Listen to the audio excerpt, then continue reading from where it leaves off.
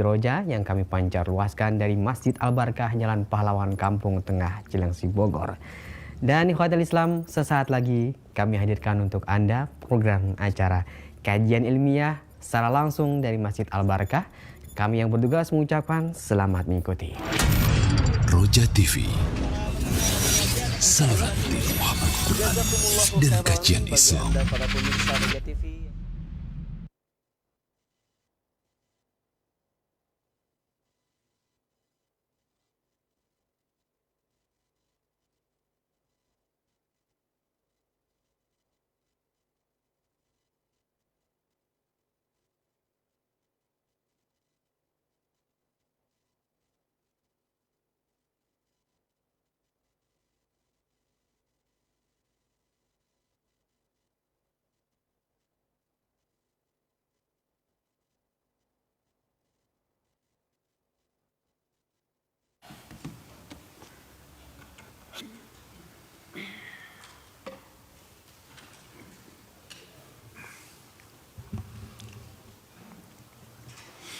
Assalamualaikum warahmatullahi wabarakatuh. Innal hamdalillah nahmaduhu wa nasta'inuhu wa nastaghfiruh wa na'udzu billahi min shururi anfusina wa min sayyiati a'malina. Man yahdihillahu fala mudilla lahu wa man yudlil fala hadiya lahu. Wa asyhadu an la ilaha illallah wahdahu la syarika lahu wa asyhadu anna Muhammadan abduhu wa rasuluh.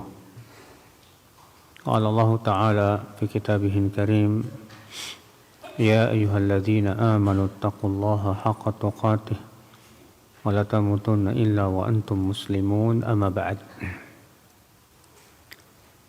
Kita lanjutkan ayyuhal ikhwah kitab Mukhtasar Sahih Muslim.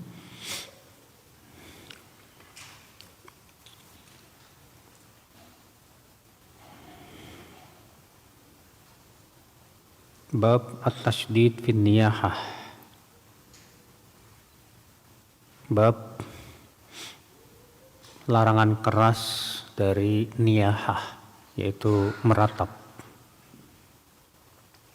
An Abi Malik Al-Asy'ari anna Nabiy sallallahu alaihi wasallam qala: Arba'un fi ummati min amril jahiliyah la yatrukunahunna al-fakhru fil ahsab wat-ta'nu fil ansab wal istisqa'u bin nujum wan niyahah. Wa qala an-naihatu idza lam tatub qabla mautiha tuqamu yaumal qiyamah wa 'alaiha sirbalun min qatiran wa dir'un min jarab. Dari Abu Malik Al-Asy'ari, semoga Allah meridainya, bahwasanya Nabi SAW bersabda, ada 4 perkara dalam umatku dari perkara jahiliyah yang mereka tidak tinggalkan. Yang pertama, berbangga dengan hasab.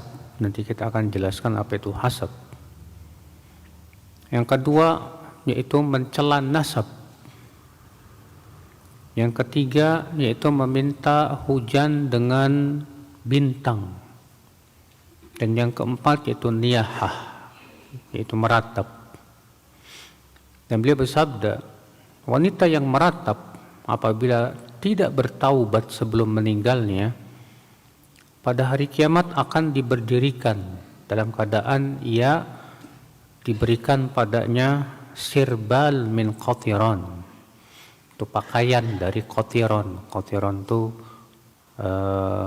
getah sebuah pohon ya di Arab sana, di mana getah itu berwarna hitam dan biasanya diberikan kepada unta yang sakit. Dan getah itu panas ya. Dia berwarna hitam. Ya, mirip-mirip aspal gitu, Pak. Wadir'un min jarab, dan diberikan dir'. Dir' itu artinya pakaian baju kurung. Min jarab, jarab itu kudis, ya penyakit di kulit yang sangat gatal. Rasulullah SAW bersabda, ada 4 perkara dari perkara-perkara jahiliyah yang umat Islam itu tidak meninggalkannya.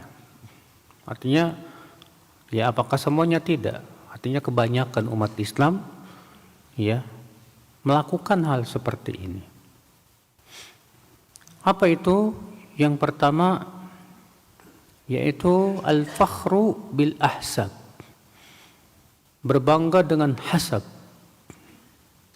Kata Alim Mubarakfuri, yaitu al-mubahah wa tamadduh bil khisal wal manaqib wal makarim. Artinya berbangga-bangga dengan kelebihan, dengan manqibah, kemuliaan.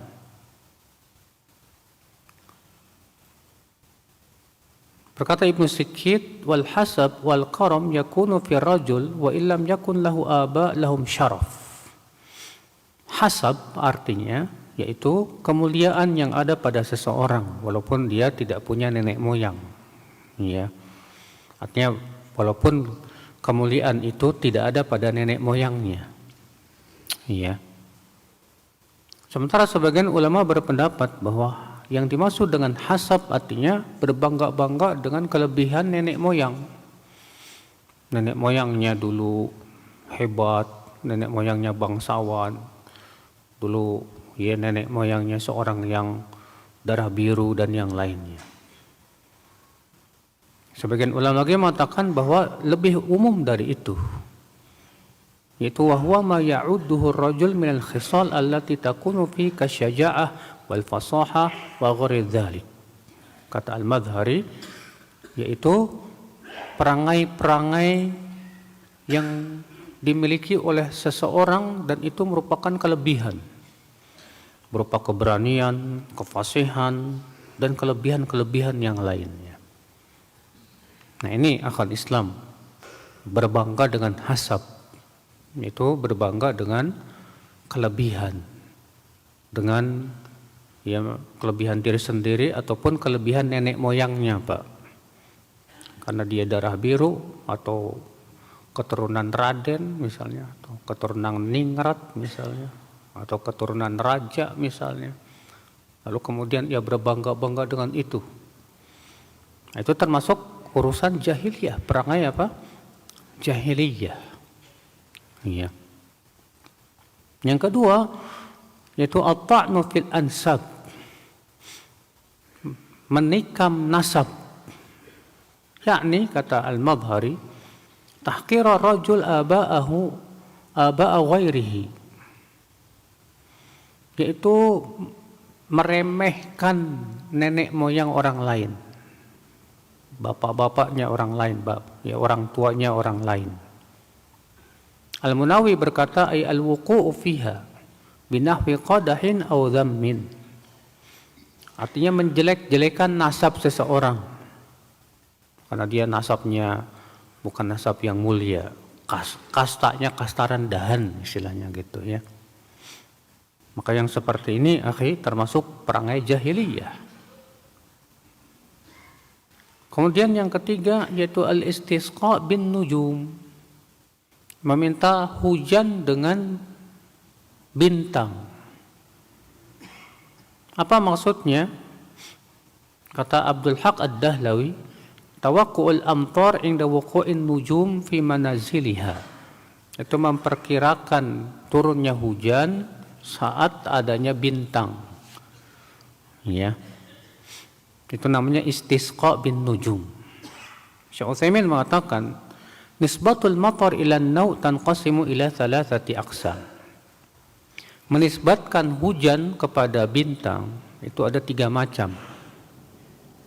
Menisbatkan hujan ke bintang itu ada 3 macam. Macam yang pertama itu nisbatu ijad, menisbatkan dalam artian menciptakan. Ya, artinya dia meyakini bahwa yang menciptakan hujan ini bintang. Yang membuat hujan ini bintang. Maka ini kata beliau syirkun akbar. Ini syirik besar. Kenapa? Karena itu hak Allah saja. Yang mampu untuk menciptakan hujan, membuat hujan, hanya Allah Subhanahu wa ta'ala. Manusia bisa nggak Pak bikin hujan buatan? Ya, kan orang nyebutnya dengan istilah hujan buatan.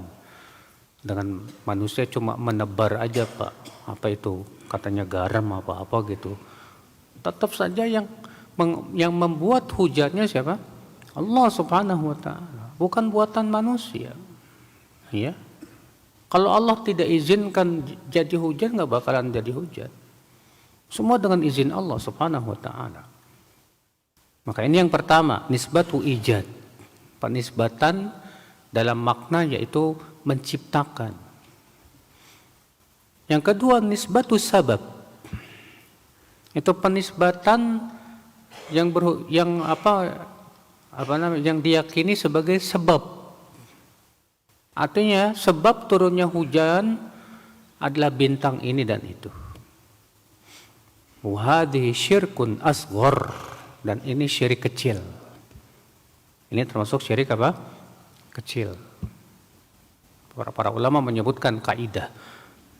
Ya, termasuk syirik kecil adalah menjadikan sesuatu sebab tanpa ada dalil dari Al-Quran dan Sunnah. Ya.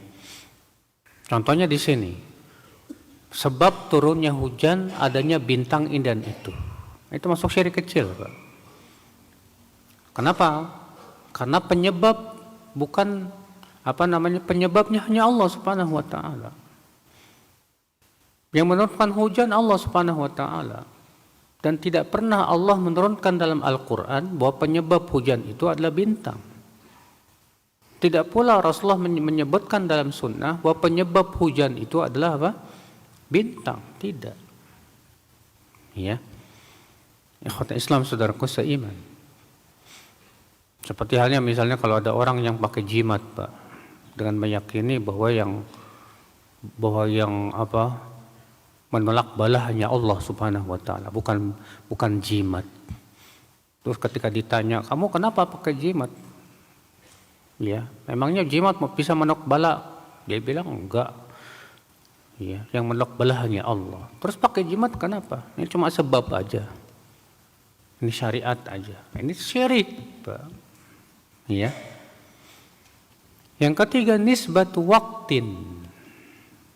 Itu nisbat sebagai waktu. Artinya, ya, bahwa munculnya bintang itu biasanya sebagai tanda dekatnya atau waktu datangnya musim hujan. Sebatas tanda saja. Kata beliau, wahadihi jaizah, maka ini boleh. Ya. Bi an yurida bi qawlihi mutirna bi naw kadza ay ja'ana al-matar fi hadha an-naw' fi waqti. Ya. Kalau seseorang ada yang mengatakan bahwa kita dihujani karena ada bintang ini, kita tanya apa maksudnya? Kalau dia mengatakan maksudnya adalah bahwa bintang itu hanya sebatas tanda saja. Ya, tanda waktu musim hujan. Boleh. Tapi tetap kita tidak boleh mengucapkan kata-kata yang berbau kesyirikan dengan mengatakan kita dihujani karena adanya bintang, tidak boleh. Iya. Oleh karena itu para ulama, kata Syekh Utsaimin, membedakan ucapan mutirna binau'i kada dengan mutirna fi nau'i kada. Kalau yang tadi pakai ba yang menunjukkan kepada ba sababiyah, sebab. Kita dihujani disebabkan bintang ini, maka ini tidak boleh, haram hukumnya, termasuk syirik kecil. Yang boleh apa? Mutirna fi nau'i kada. Kita dihujani di waktu bintang ini. Maka yang seperti ini boleh. Ya, bedakan antaranya dan itu.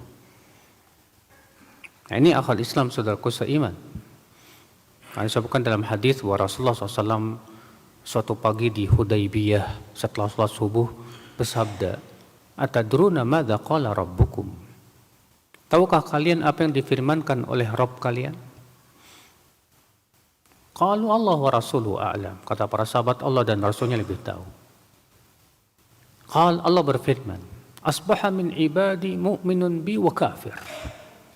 Masuk di waktu pagi dari hamba-hambaku ini ada yang beriman kepadaku dan ada yang kafir. Fa amma man qala mutirna bi fadlillahi wa rahmatih fadzaka mu'minun bi wa kafirun bil kaukab. Adapun orang yang mengatakan kita dihujani karena disebabkan oleh karunia Allah dan keutamaannya, maka itu orang yang beriman kepadaku dan kafir kepada bintang-bintang. Wa amma man qala mutirna binau'i kadza wa kadza. Adapun orang yang mengatakan kita dihujani disebabkan adanya bintang ini dan itu, fadzaka kafirun bi mu'minun bil kaukab. Maka ini orang kafir kepadaku dan beriman kepada bintang-bintang. Iya. Nah, ini yang ketiga, yaitu al-istisqa bin nujum. Yang keempat, wan niyahah, yaitu meratap. Iya. Apa itu meratap? Itu menangis disertai dengan suara tinggi. Demikian pula dengan menjambak-jambak rambut atau menyobek-nyobek baju yang menunjukkan kepada ketidakridhoan dia terhadap ketentuan Allah Subhanahu wa taala. Dan ini termasuk dosa besar. 4 perkara ini termasuk dosa besar semuanya, saudaraku seiman. Iya. Kemudian Rasulullah memberikan ancaman khusus buat wanita orang yang meratap. Bahwa wanita yang meratap, kalau dia tidak bertaubat sebelum meninggalnya, maka akan diberdirikan nanti pada hari kiamat dalam keadaan diberikan pakaian dari qatiran. Ya. Yaitu aspal yang sangat panas gitu, Pak. Dan pakaian dari jarob, penyakit kulit yang sangat gatal sekali. Ikhwata Islam, saudaraku seiman. Nah, di sini kita ambil faedah yang pertama, wujubu tarki al-umur al-jahiliyah. Wajibnya meninggalkan perkara-perkara jahiliyah, Pak. Dan kita penting sekali ya untuk mengetahui apa itu perkara-perkara jahiliyah. Ya. Syekh Muhammad bin Abdul Wahab menulis sebuah buku yaitu Al-Umur Al-Jahiliyah, apa namanya bukunya? Al-Masail Al-Jahiliyah. Itu masalah-masalah yang termasuk perkara jahiliyah. Itu disebutkan ada 128 ya perkara jahiliyah. Antum penting beli buku itu, Pak. Baca supaya kita tidak ada pada diri kita ya perkara jahiliyah. Nah, sekarang pertanyaannya, Pak, kalau kita jatuh kepada perangai jahiliyah, apakah menyebabkan kita kafir ataukah pelakunya fasik? Ya, orang yang mengatakan bahwa orang yang jatuh kepada perangai jahiliyah itu kafir, ini khawarij, Pak. Karena perangai-perangai jahiliyah itu adalah dosa-dosa besar. Sedangkan Ahlus Sunnah wal Jamaah tidak mengkafirkan pelaku dosa besar. Sebuah contoh ya, Rasulullah SAW sabda, man mata wa laysa fi unuqi bai'ah mata mitatan jahiliyah. Siapa yang meninggal dalam keadaan tidak berbaiat, maka matinya bangkai jahiliyah. Nah, ada sebagian orang di Indonesia ini, bahkan banyak ya kelompok-kelompok yang membaiat gitu ya, punya keyakinan bahwa orang yang tidak mau baiat kepada pemimpinnya matinya bangkai jahiliyah alias kafir, kata mereka. Mereka memahami bangkai jahiliyah itu artinya kafir, sehingga mengkafirkan di luar kelompoknya, Pak, yang tidak mau membaiat kepada imamnya itu. Antum mungkin sudah paham lah itu ya kelompoknya ya. Saudaraku seiman rahimani wa rahimakumullah jami'an. Padahal pemahaman ini sama sekali tidak pernah dipahami oleh para ulama. Tidak pula Ahlussunnah wal Jamaah memahami seperti ini. Ini pemahaman Khawarij. Makanya para ulama ketika menafsirkan hadis mata mitatan jahiliyah, mati dalam keadaan jahiliyah artinya mati di atas salah satu perangai jahiliyah. Ya, dan dia pelakunya apa? Fasik. Tidak kafir. Pernah ada seorang sahabat yang Nabi mengatakan pada diri kamu ada perangai jahiliyah, tapi Nabi tidak mengkafirkan. Hadis yang riwayat Muslim ya, bahwa pernah Abu Dzar menghina Bilal. Bilal kan hitam ya. Apa kata Abu Dzar? Ya ibn Sauda, hai anak wanita hitam. Dihina begitu sama siapa? Abu Dzar. Apa kata Rasulullah? Ya Abu Dzar, inna fika jahiliyah. Hai Abu Dzar, pada diri kamu itu ada perangai jahiliyah. Ya. Apakah Rasulullah mengkafirkan Abu Dzar? Tidak. Padahal Rasulullah mengatakan bahwa pada diri kamu ada perangai jahiliyah gara-gara memanggil seorang sahabat ya dengan mengatakan ya ibn Sauda, hai anak wanita hitam. Itu menunjukkan orang yang jatuh kepada perangai jahiliyah tidak kafir. Ya. Kapan kafir orang yang jatuh kepada perangai jahiliyah? Kalau dia istihlal, meyakini kehalalannya. Ya. Meyakini apa? Kehalalannya. Dengan syarat dia bukan orang yang bodoh, tapi dia tahu. Adapun kalau dia nggak tahu, dia nganggap ini boleh-boleh aja. Dia kira ini bukan perkara jahiliyah. Ya, dia kira ini ya hal-hal yang diperbolehkan seperti ini ya diberikan udzur. Akhul Islam, saudaraku seiman. Rahimani wa rahimakumullah jami'an. Hari ini kita ambil faidah selanjutnya ya akhul Islam. Haramnya al-mufakharah bil aba wa bil fadail. Haramnya berbangga-bangga dengan nenek moyang dan dengan kelebihan-kelebihan yang kita miliki, Pak. Dan bahwasanya itu termasuk dosa besar, Pak. Maka tidak layak kita untuk berbangga-bangga Pak dengan kelebihan bapak kita, kelebihan diri kita, kekayaan kita, ya, keturunan kita karena kita keturunan bangsawan dan yang lainnya. Itu semua tidak dibenarkan akhwat Islam, saudaraku seiman. Kenapa? Karena semua Allah yang memberikan kepada kita. Ya. Allah yang memberikan. Kewajiban kita adalah bersyukur kepada Allah, bukan untuk dibangga-banggakan akhwat Islam. Faedah selanjutnya ya akhwat Islam, saudaraku seiman. Nah, di sini menunjukkan yaitu wajibnya kita menghormati setiap manusia walaupun dia ya orang yang nasabnya rendah, kastanya rendah. Ingat di mata Allah Subhanahu wa taala yang menentukan bukan kasta, bukan nasab. Yang menentukan di sisi Allah itu adalah ketakwaan. Allah berfirman, Inna akramakum indallahi atqakum. Sesungguhnya yang paling mulia di sisi Allah di antara kalian siapa? Yang paling bertakwa. Boleh jadi orang yang rendahan itu Pak, nggak punya kedudukan, dianggap hina di masyarakat, ternyata derajatnya di sisi Allah sangat tinggi Pak. Sebagaimana pernah Anda sampaikan, antum kenal siapa itu? Tabi'in yang paling baik? Siapa? Yang kata Rasulullah khairut tabi'in, sebaik-baik tabi'in. Siapa itu? Uwais Al-Qarani. Uwais Al-Qarani ini bukan ulama, bukan punya kedudukan. Dia nggak punya kedudukan sama sekali, Pak. Rasulullah bersabda kepada Umar, hai Umar, kalau engkau bertemu dengan Uwais, suruh dia mohonkan ampunan kepada Allah untuk diri kamu.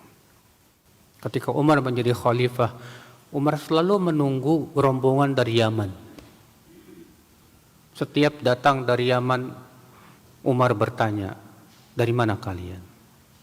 Sampai suatu ketika datanglah sebuah rombongan dari Yaman, kemudian Umar bertanya, dari mana kalian? Dari Yaman. Dari kabilah apa? Dari kabilah Qaran. Wah, ini ya. Afikum Uwais? Apakah pada kalian ada Uwais? Ada. Dipanggilnya Uwais. Ternyata dia pelayan. Dia pelayan, dia bukan orang yang punya kedudukan. Ya. Bahkan dianggap rendah di kaumnya itu, enggak punya apa-apa. Iya. Kata Umar, hai Uwais, bukankah engkau tadinya punya penyakit sopak, yang di kulitnya suka yang berwarna itu, Pak. Lalu engkau berdoa kepada Allah dan Allah pun kabulkan doa kamu dan tersisa di perutmu 1 dirham. Uwais bingung, dari mana? Baru ketemu aja. Baru kali itu kan ketemu Umar, nggak pernah ketemu sama siapa. Ya. Uwais pun tidak pernah cerita-cerita ke orang. Tahu-tahu Umar kok tahu. Ya. Kata Umar, sesungguhnya Rasul bersabda, khairut tabi'in Uwais al-Qarani. Sebaik-baik tabi'in siapa? Uwais al-Qarani. Padahal dia nggak punya kedudukan apa-apa. Bukan ulama, bukan. Bukan pejabat, bukan. Bukan orang kaya, bukan. Ternyata dia nggak punya kedudukan apa-apa. Bahkan dia dianggap hina di masyarakatnya, Pak. Nah ini ya akal Islam secara seiman, ya. Kata Rasulullah, rubba asy'ath akbar madfu'un bil bab ma law aqsama 'ala Allah al-abar. Berapa banyak orang yang rambutnya kusut, rambutnya bajunya compang-camping, ditolak di pintu-pintu, setiap kali dia minta diusir, ya karena dianggap hina. Tapi kalau sudah bersumpah dengan nama Allah, Allah langsung berbuat baik kepada dia. Allah langsung mengabulkan, saking takwanya orang ini. Iya, makanya nggak boleh kita mencela nasab, hanya karena ente misalnya seorang dianggap Habib, ya, keturunan Rasul katanya, lalu kemudian mengejek, ya, orang Indonesia yang nggak punya ya, nasab. Haram ya akhal Islam, termasuk dosa besar itu. Ya, karena di sisi Allah sekali lagi bukan nasab yang menentukan, yang menentukan di sisi Allah adalah ketakwaan kepada Allah Subhanahu wa taala. Hadis ini kita ambil faidah, saudaraku seiman, yaitu tidak boleh menisbatkan nikmat kepada selain Allah. Karena istisqa bin nujum, ya, yaitu menganggap turunnya hujan dengan sebab adanya bintang ini, itu termasuk menisbatkan nikmat kepada selain Allah Subhanahu wa taala. Nisbatkan nikmat semua kepada Allah. Makanya kata Allah apa? Adapun orang yang mengatakan mutirna bi fadlillah wa rahmatih, kita dihujani disebabkan oleh karunia Allah dan rahmatnya, maka itu orang yang beriman kepadaku dan kafir kepada bintang-bintang. Maka setiap nikmat yang kita dapatkan, Pak, nisbatkan semua kepada Allah. Jangan pernah kita berkata begini, saya sukses ini karena kecerdasan saya. Saya sukses ini karena, ya, keuletan saya. Nggak boleh, akhi. Itu termasuk dosa besar. Ucapan seperti ini sama seperti yang diucapkan si Korun, Pak. Apa kata si Korun? Innama utituhu ala ilmin indi. Aku diberikan kekayaan itu karena ilmuku. Dia tidak nisbatkan kepada siapa?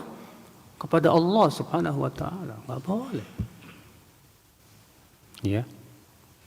Saya kaya raya ini karena saya orangnya pekerja keras. Wah, enggak boleh, akhi. Banyak kok yang pekerja keras tapi tetap miskin. Ya enggak, Pak? Ya. Semua dari Allah Subhanahu wa taala. Kewajiban kita nisbatkan semua kepada Allah. Ikhwata Islam, saudaraku seiman.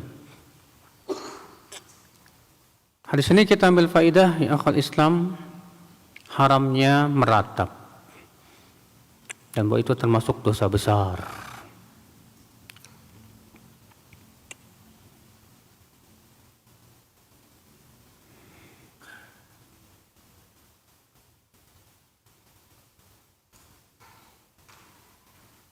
Ini HP-nya error, sebentar.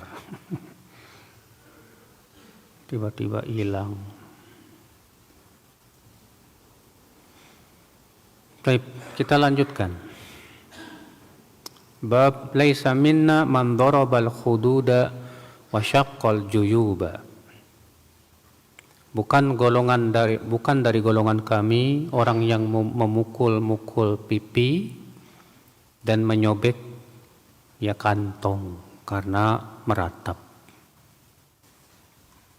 An Abdullah bin Mas'ud radhiyallahu anhu qala Rasulullah sallallahu alaihi wasallam laisa minna man darabal khududa aw syaqqal juyuba aw da'a bid'awal jahiliyah fi lafdin wa syaqqa wa da'a. Dari Abdullah bin Mas'ud, semoga Allah meridainya, seorang sahabat yang luar biasa nih Pak. Ya. Beliau seorang qari dan ulama sahabat Nabi sallallahu alaihi wasallam yang disaksikan oleh Rasulullah akan qiraatnya, kefaqihannya, keilmuannya. Rasulullah SAW bersabda, "Laisa minna man darabal khududa."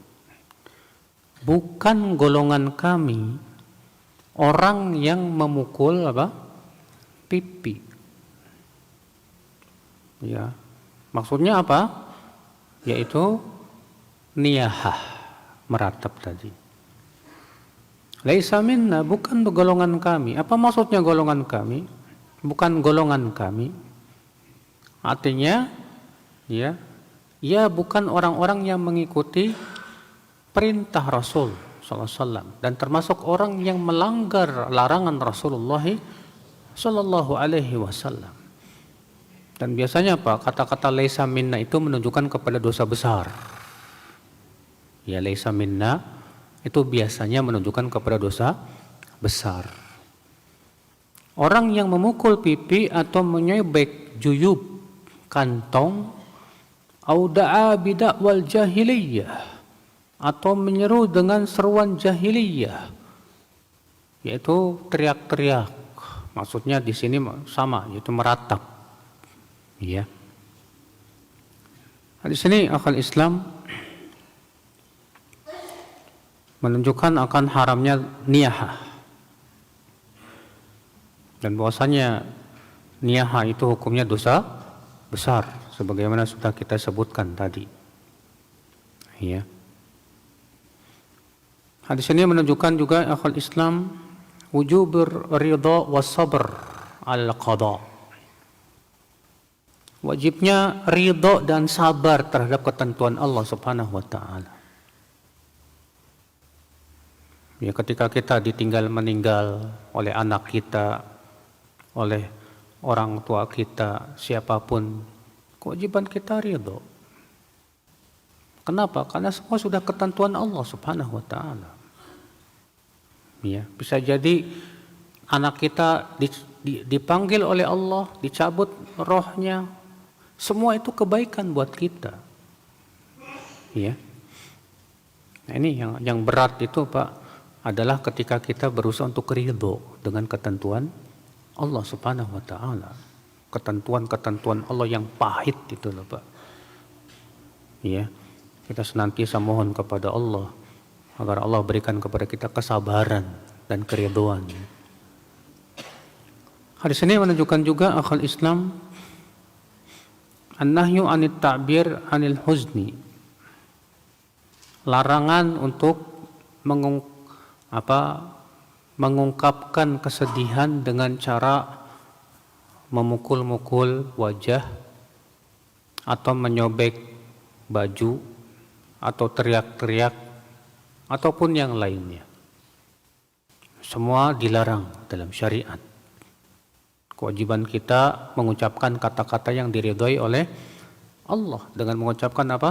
Inna lillahi wa inna ilaihi raji'un. Allahumma ajurni fi musibati wa akhlif li khairam minha. Itu yang diajarkan oleh Rasulullah SAW. Kemudian kita sabar. Bab al-mayyit yu'adzabu bi buka'il hayy. An Amrah binti Abdurrahman annaha akhbaratu annaha sami'at Aisyah radhiyallahu anha wa dzukira laha anna Abdullah bin Umar yaqul innal mayyita la yu'adzabu bi buka'il hayy. Faqalat Aisyah yaghfirullahu li Abi Abdurrahman ama innahu lam yakdzib walakinahu nasiya wa akhta'a. Innama marra Rasulullah SAW ala yahudiyatin yubka 'alaiha faqala innahum la yabkuna 'alaiha wa innaha la tu'adzabu fi qabriha. Dari Amrah binti Abdurrahman radhiyallahu anha bahwasanya Amrah mengabarkan kepadanya bahwa bahwasanya ia mendengar Aisyah radhiyallahu anha disebutkan kepada Aisyah perkataan Abdullah bin Umar. Abdullah bin Umar berkata, sesungguhnya mayat diadab akibat tangisan orang yang hidup. Maka Aisyah radhiyallahu anha berkata, semoga Allah mengampuni dosa Abu Abdurrahman. Maksudnya Abdullah bin Umar. Dia tidak dusta, tapi dia lupa atau salah. Akan tetapi yang benar kata Aisyah, Rasulullah SAW waktu itu melewati seorang wanita Yahudi, ya, di mana wanita Yahudi ini meninggal dan ditangisi oleh keluarganya. Maka Rasulullah bersabda, sesungguhnya mereka menangisinya dan sesungguhnya wanita itu diadab dalam kuburnya. Ya. Di sini Pak, Aisyah radhiyallahu anha menanggapi ucapan siapa? Abdullah bin Umar. Di mana Abdullah bin Umar mengatakan bahwa mayat diadab akibat ditangisi oleh keluarganya, oleh orang hidup. Sebetulnya Abdullah bin Umar itu bukan dari ucapan beliau, tapi ini juga hadis Rasulullah SAW. Innal mayyit yu'adzabu bi buka'i ahli alaih.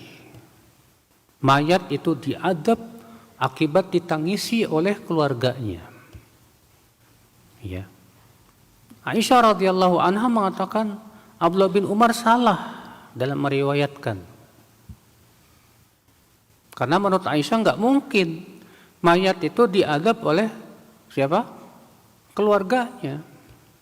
Seseorang tidak akan menanggung dosa orang lain. Ayat mengatakan demikian kan? Alla taziru waziratu wizra ukhra. Seseorang tidak akan menanggung dosa orang lain.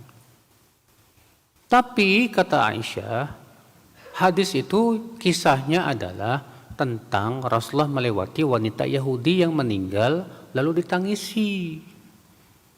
Lalu Rasulullah mengatakan mereka menangisinya dan wanita itu diadab dalam kuburnya. Itu maksudnya wanita Yahudi katanya. Namun para ulama mengatakan Pak bahwa yang meriwayatkan bahwa tentang hadis sesungguhnya mayat diadab akibat ditangisi oleh keluarganya, itu yang meriwayatkan banyak sahabat seperti Abdullah bin Umar, Umar bin Khattab, demikian pula sahabat-sahabat yang lainnya, sehingga tidak ada sisi untuk menyalahkan mereka. Ya. Nah, disinilah kemudian para ulama berbeda pendapat, Pak. Bagaimana mengkompromikannya? Mayat diadab akibat ditangisi oleh apa? Keluarganya. Sebagian ulama mengatakan mayat yang diadab akibat ditangisi oleh keluarganya yaitu mayat yang waktu hidupnya tidak berwasiat kepada keluarganya supaya tidak ditangisi,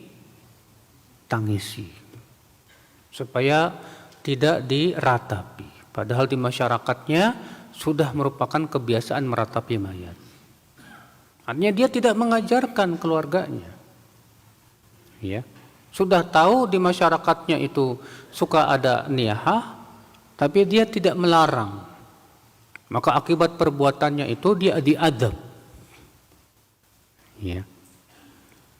Sementara Syekh Utsaimin dan banyak para muhaqqiqin seperti Ibnu Taimiyah dan yang lainnya memahami kata-kata diadab,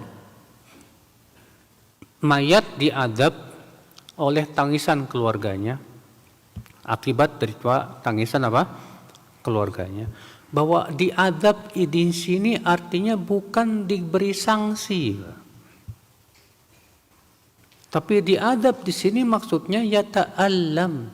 Dia merasa yata'allam, merasa sakit, merasa sedih.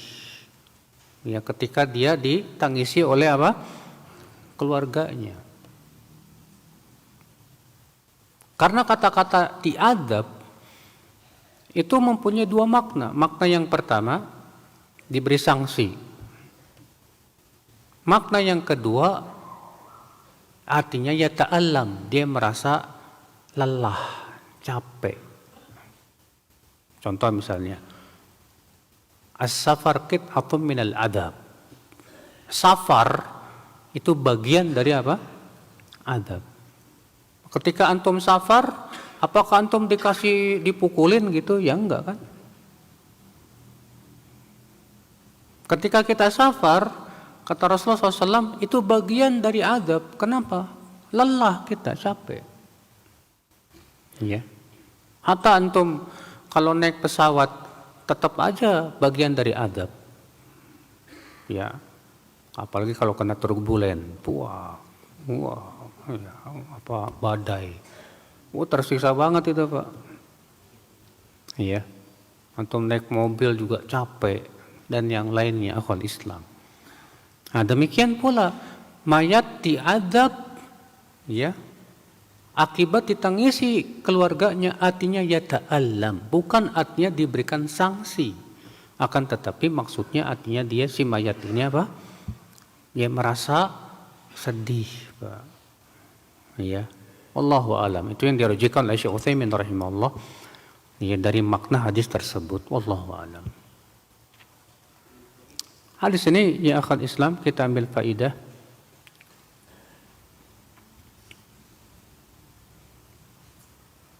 Hadis ini menunjukkan akhal Islam bahwa di zaman para sahabat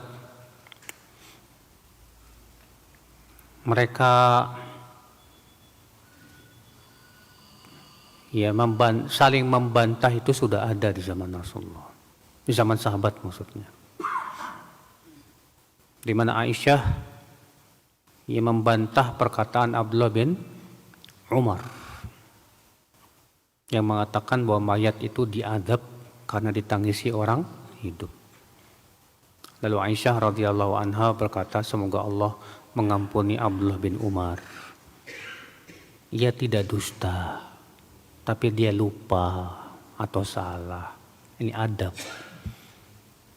Begitu adab para salaf ketika apa? Membantah. Ya. Aisyah tidak mengatakan dusta Ibnu Umar itu, enggak. Ya. Aisyah mengatakan dia tidak dusta, dia lupa atau salah. Masya Allah, ya. Begitu para salafus soleh mengajarkan kita apa? Adab yang agung, Pak. Nggak kayak di zaman sekarang. Zaman sekarang, aduh, ngomongnya tuh Pak, ya bikin kesel. Ya, kalau antum lihat di mana di media sosial itu Pak, kalau ada orang komentar itu, dengan komentar-komentar yang nggak bagus Pak, ya. Maka kewajiban kita ikuti ya manhaj salaf, adab-adab salaf. Kalau kita mau mengomentari orang yang kita anggap dia salah, ucapan kata-kata yang baik. Masya Allah. Ya, kita doakan dulu semoga Allah mengampuni dosamu. Semoga Allah memberikan rahmat kepada engkau. Ya. Yang saya ketahui bahwa dari hadis Nabi begini. Perkataan salaf begini. Kan enak jadinya, Pak.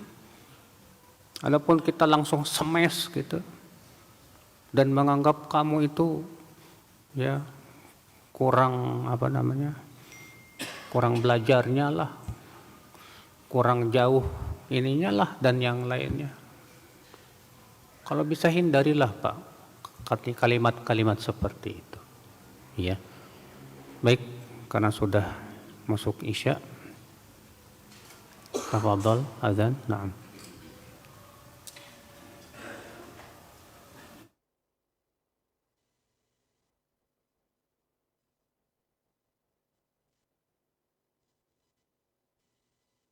Ikhwatal Islam, untuk selanjutnya kita simak dikumandangkannya adzan untuk sholat Isya bagi daerah Jakarta dan sekitarnya.